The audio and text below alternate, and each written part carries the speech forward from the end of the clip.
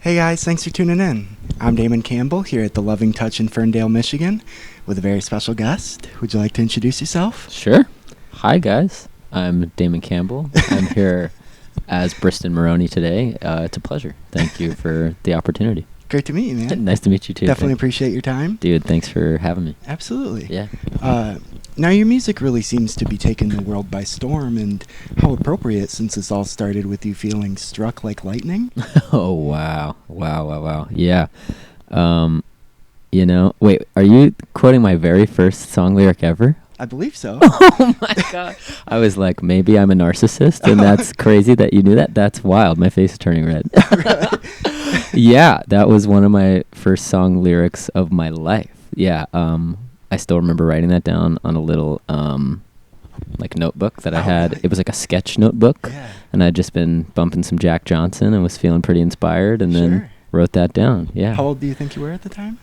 Too old to feel like struck by lightning, your love is so frightening was a good line. Okay. Yeah, too old Fair for that. I suppose it wouldn't be shocking for someone to feel a little under the weather on tour, but was there really a time when your former drummer had scabies and mono? Dude, he doubled down. He wasted no time. Yeah, he went for both of like two of the worst illnesses you can Like contrive. at the same time? Yeah, totally. I don't know which one came first, but it was like we were in Arizona, and this story there's a really gross version of the story that I won't tell, but basically he spent an entire night just like spitting gross things out of his mouth, and we were like, we have to take you to the doctor. So we went to like a CVS, and he came out and he was like, all right guys, like bad news, I got mono. And we were like, damn it, dude, that sucks. And he was like, but unfortunately that's not the worst news. I also have scabies apparently. Oh my gosh. And so this was like pre-COVID, we all masked in the van and just like carried on with the You tour. were ahead of the game. He didn't play, apparently, maybe not in a good way, Okay. but he didn't play like two shows, and Wow. we just played, and he sat in the van scratching his body Crazy. for hours. Did you seek any medical advice from your parents or Grandpa Tom, who I understand all work in medicine? You know, those all would have been wonderful sources. I feel like Grandpa Tom would have just been like, just give him a shot Oh, really? of like good bourbon and he'll be good Sure. to go. And my parents would have been like, you need to come home Yeah. immediately. You need to get back home now. Yeah. While you may not have followed directly in their footsteps, many consider music to be a form of medicine. Absolutely. However, you truly became a musician after acquiring a blister. Oh, wow. Yes. Oh, my God. Dude, look at you go. Oh, I'm shocked. That's crazy. Yeah, my first time I fell in love with music was playing Louie Louie on guitar on this little, can't remember if it was an acoustic or electric, but I just was plucking it with my thumb so much, and I looked down and I had this giant blister that sometimes I still get in the do you same still? spot. And I remember being like, oh my God, this is like the coolest moment of my life. Yeah. I've earned my rite of passage. I should be standing next to Jimi Hendrix, shaking course. hands with him now. Right. And that was one of those formative little boy moments of Yeah. cool, I can put energy into this and get this physical reward that feels like commitment. It was really it was a special sign thing. of your love. Yeah, totally. Yeah. Yeah, a great way to say it. I imagine it helps to have thick skin since the music industry can be a bit of a roller coaster. Although you might have expected that anyway after seeing Raven Simone at Six Flags. Oh God, we should have started off with this because I could talk about that for 12 hours straight. Yeah, that was my first concert experience, followed up by John Mayer in Nashville with my dad. Okay. But honestly, he paled in comparison to Raven at Six Flags. Oh my God. Yeah, she tore the house down. Yeah, I Unreal. believe it. Yeah, very confident. Would you say things were more or less of a breeze for you around the time of Southern Winds? Not breezy. Very tumultuous. Yeah. Back then was? Back then, yeah. Southern Wind was title track, I think, of my first EP with my band Subtle Clutch from high school, which God, cannot shake that if I tried. I'm getting less and less. I want to be further away from that less and less. I kind of love those memories because they were just so pure. Starting to feel a little nostalgic for it. Yeah, totally. And I was just looking back, I don't know if you ever feel this way, but just looking back at young me and being like, damn, dude, you had no idea what you were doing, but you were very bold to just be yourself. And sure. like definitely caught a lot of shit for that, but it's like kind of like I said earlier, small price to pay to like. So yeah, it was a crazy time to be 15 making albums for the first time, but like I wouldn't change it for the world. Awesome. Yeah. I'm not sure how easily you get winded, but were you ever able to finish Wu-Tang's 36 Chambers album while jogging? No. I found some shorter albums. I just started doing like Is This It? Or like something that's like short little bite-sized songs that made me feel like a champion. Understandable. I did get into a phase in my jogging phase, like which was like peak 2020, where I'd like grown my beard out super long and I was like jogging like 10 or 15 miles a day. And I tried to do like a live Grateful Dead album and I did like 3 miles and I was like, I can't become this guy yet. I'm like 23. Like I can't do this yet. Oh my God. Was there also a time in Amsterdam when you had some fans sign your shoes? Oh my God. Yeah. That was like one of our first experiences with people like giving a shit about our music. It was crazy. Yeah. Because I'm sure normally people are asking you to sign stuff, but. That was a really, really wild experience. Very confusing. It is important, after all, to, for your shoes to have the proper support. Well said. To avoid a dreaded double cramp. Oh, the double cramp, dude. Oh, I'm feeling it now, just saying it.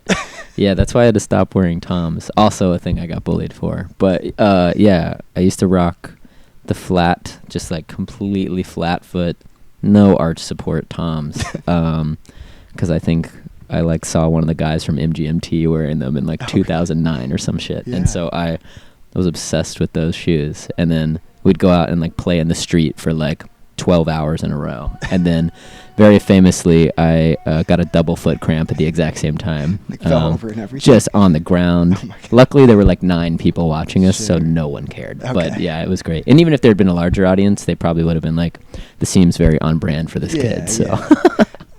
How concerned were you with grown-ups cramping your style when you established the Resistance? Oh my God! Wait, the Resistance? Are we talking? Wait, which Resistance are we talking about? Like Briston Maroney and the Resistance? Oh yeah. Oh man, grown-ups have always been my number one enemy. Sure. Still are to this day. To this day. Yeah, I consider us both children, so you're in the clear. Okay, good.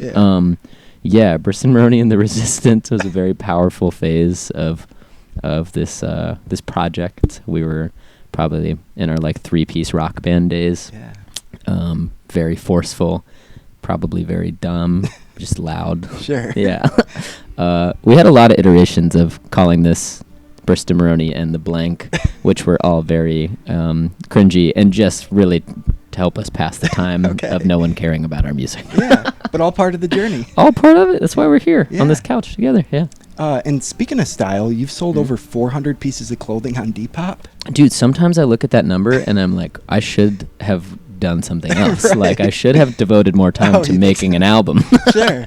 But also for a good cause, though, right? We were donating the portion of the proceeds to No Kid Hungry, which is like an organization I still really love. And it's like, I love them so much because they do so much with so little. Like, you can donate $1 and it feeds multiple kids for a day. Yeah, it's super dope. But yeah, the Depop thing was fun. It was definitely like a COVID thing where I was like, I want to step away from music but still do something that feels individualistic. You know what I mean? So just masking up, wearing like double masking, wearing gloves, going to the Goodwill bins and just like finding shit that I was like diving right in. Yeah, it was dirty always, but really fun. Yeah, sounds like an adventure. Yeah, you never knew what you were gonna find. Right. I'm sure it feels good to pay it forward, especially after being hooked up twice by Taco Bell's Feed the Beat program. The greatest mistake in history. Yes, the greatest mistake of all time. Can you explain? They hit us with the Feed the Beat payout when we were like really early into touring. They sent us like $500 worth of gift cards, which is like, when you're 19, that's like literally like winning big, like the definition. And we like cranked through those in one tour, and then like I got home or something. I don't remember how it came about, but there was another envelope at some point in my hand from Taco Bell that was another $500, and I think maybe someone had just like made a little misprint and sent us the thing twice, and we were like all moral crisis because we were like, do we tell them? And then we all like shared a moment where we were like, no, we don't tell them, and we eat more Taco Bell. Because you were into like the steak power bowl? Steak power bowl with no sour cream, because no dairy. Is that dairy? I believe so. Okay, Yeah. I don't want to be wrong about that. I don't want to make the sour cream That's okay. community mad. Sure. But yeah, they with no sour cream, and then sometimes no guac, because the guac from Taco Bell is like kind of fucked. Oh, is it? Do you have any particular memories from Art Pizza or Pinewood Social? Oh my god. Yeah, majority of them cannot be shared, Oh, for real? or are pretty blurry. Okay. That's okay. It was a pretty chaotic time of my Yeah. life. Yeah, the pizza place was probably the more formative one. Pinewood was a wild experience. Shout out Pinewood, Nashville. I think some of my friends still work there. Oh, do they? I hope they're having fun. It was not for me. I was so bad at it.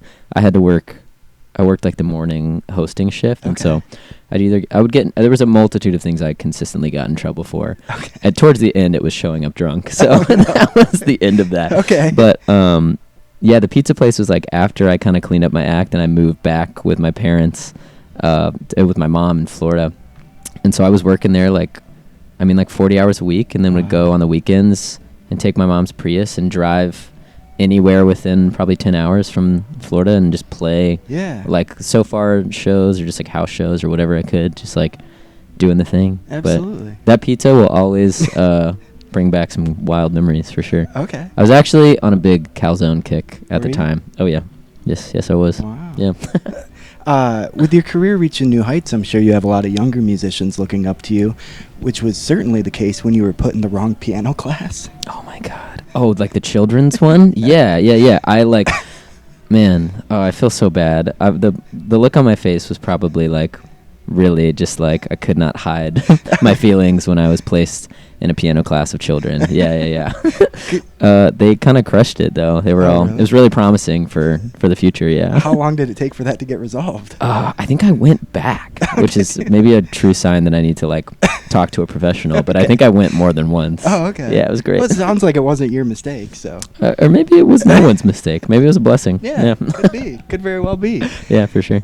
Were you also recognized for your singing chops at your little brother's karate class? Oh my god. Yeah. Wait, I'm trying to remember that moment distinctly. I remember that class. I think maybe someone like recognized you from Idol or something. Oh, yep. Yeah, in Knoxville, that was like a thing. That It would be was like it? I would go to Nashville and like, get these awesome opportunities to kind of like I started like meeting some of my songwriting heroes and getting to play some really cool events, and then I'd go back to Knoxville and people would be like, "How was J-Lo?" And I was like, "Fuck, man, I can't do this anymore."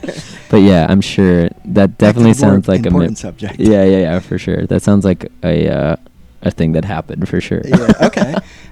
Did your dad see Kurt Cobain in combat once at a Nirvana show? Yeah, he absolutely did. It was in Atlanta, I think maybe. Yeah, he saw there was like a fight or something that broke out. He may have been, I don't think it was the show where he like got in the fight with a security guard or something, right. but yeah, he saw them. He used to go see like a ton of bands. So it might have been from like a dude getting handsy with like. Oh some my crowd god, yes, something. he was at that show where I think there's footage of it where Kurt saw somebody. There was like a young woman like what's it called, stage diving, and somebody had like grabbed her or something, and he like stopped the show immediately and was like, "Get this fucker out of here, I'm gonna do something about it." And I think he like ended up getting the crowd and like breaking it up, which is fucking awesome. Yeah, and hell yeah. Yeah, I mean, I think there's like such an awareness now, like of audiences, especially in the past like 10 years, just with so many things happening at concerts that just like are finally a light is being shown, of course, on the responsibility of performers. Yeah. Like you're gathering people to share an experience, like whether or not you want them to come see you or come see the songs or come spend time together, you have an obligation to be looking out for these people. And so yeah, my pops tells that story and it's like, that's wild. Yeah, it's pretty crazy. He saw a lot of shit, man. He was like, he went to all those 90s shows. Like he has a really funny story about seeing Smashing Pumpkins. What happened there? He gave the guitar player a cassette of him playing guitar. No way. And it was like, dude, if you ever get sick, like I can fill in for you. That's crazy.